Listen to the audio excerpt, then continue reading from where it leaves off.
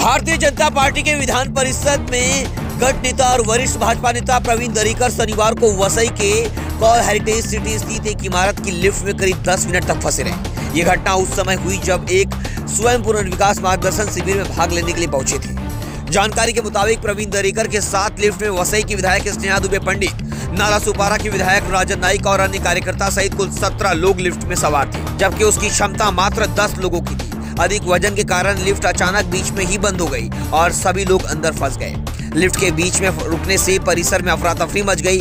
उपस्थित कार्यकर्ता और स्थानीय लोगों ने तुरंत राहत कार्य शुरू किया। लोहे की रॉड की मदद से सुरक्षा रक्षकों ने लिफ्ट का दरवाजा तोड़कर सभी को बाहर निकाला। करीब 10 मिनट तक नेता और अन्य लोग लिफ्ट में बंद रहे। सौभाग्य से कोई दुर्घटना नहीं हुई और सभी लोगों को सुरक्षित बाहर निकाल लिया गया।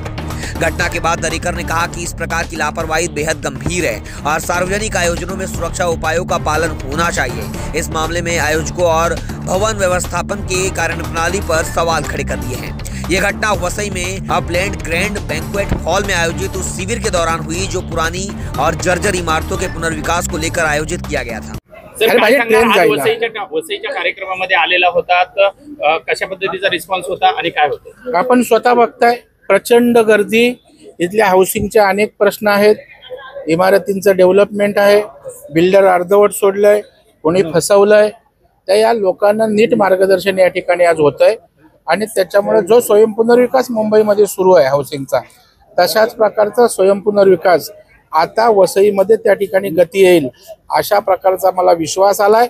सरकार पाठीशी आहे, बँका कर्ज देत आहेत आणि त्याच्यामुळे स्वतःचा विकास त्या हाऊसिंग सोसायटीचा स्वतः करणार आहेत आणि त्यांना मोठं घर त्या ठिकाणी निश्चितच मिळणार आहे। हो, आपण आज या कार्यक्रमानिमित्त आल्याच्या नंतर स्वतः निकृष्ट दर्जाच्या कामाचा अनुभव घेतलेला आहे। आपण स्वतः लिफ्ट मध्ये अडकलेला होता, काय नेमका तुमचा अनुभव होता? नाही, मला वाटतं लिफ्टची नाही, माझी दुश्मनी आहे। कारण गेल्याच काही महिन्यापूर्वी आमच्या पक्षाचं शिबिर होतं भिवंडीला, त्याही वेळेला मी अर्धा तास लिफ्ट मध्ये अडकलो होतो।